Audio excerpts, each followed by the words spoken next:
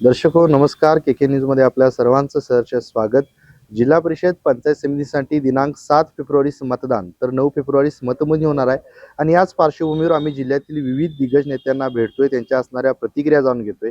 आणि याच पार्श्वभूमीवर आज आपल्यासोबत आहेत आदरणीय राहुल PN पाटील साहेब, जे जिल्हा परिषदचे माजी अध्यक्ष आहेत. साहेब नमस्कार. मी आपलं आमच्या के न्यूज चॅनलमध्ये सहर्ष स्वागत करतो. साहेब, आज प्रचार तोफा थंडावणार आहेत, काय प्रतिक्रिया द्याल?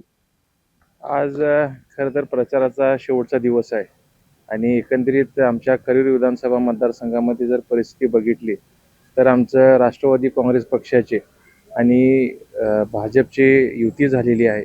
या युतीचे सर्वच उमेदवार आज चांगल्या परिस्थितीमध्ये निवडून येण्याचे असं आम्हाला आशा आहे. आणि लोकांचा प्रतिसाद गेल्या काही दिवसांमधला आम्हाला दिवसांदिवस वाढत चालला आहे. निश्चितच ह्या निवडणुकीमध्ये आमच्या सर्वच उमेदवाराचा विजय आम्हाला दिसतोय. प्रचारादरम्यान साहेब आपलं संपूर्ण मतदारसंघात जिल्हाभरात फिरणं झालं, नेमका जनतेतून कसा प्रतिसाद मिळाला, काय सांगाल? एकंदरीतच अतिशय चांगलं वातावरण आमच्या मतदारसंघामध्ये आहे. खास करून आमच्या राष्ट्रवादी काँग्रेस पक्षाच्या सगळ्याच कार्यकर्त्यांचं आणि त्याचबरोबर भाजपच्या ठिकठिकाणी आम्ही जिथं युतीमध्ये सीट लढवल्यात त्याच्यामध्ये सर्वसामान्य जनता ही आमच्यासोबत आहे असंच दिसून आलं.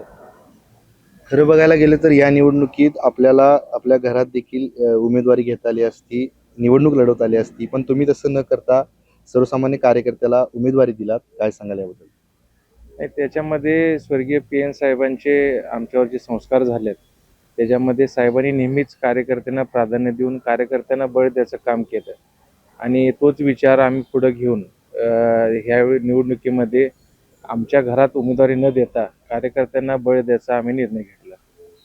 खरं बघायला गेलं तर साहेब आज प्रचाराचा शेवटचा दिवस आहे. जिल्ह्यातील तमाम जनतेला साहेब काय संदेश द्याल? जिल्ह्यातील जनतेला माझा हा संदेश राहील की महायुतीच्या सर्वच उमेदवारांच्या पाठीशी राहून आदरणीय स्वर्गीय अजितदादांना आणि स्वर्गीय आमदार PN पाटील साहेबांना आदरांजली जर द्यायची असली तर उद्याच्या 7 तारखेच्या मतदानामध्ये महायुतीचे सर्वच उमेदवार आपण ताकदीने निवडून द्यावे. के न्यूजसाठी व्हिडिओ जर्नलिस्ट सचिन वरेकर सह समीर मकानदार, कोल्हापूर.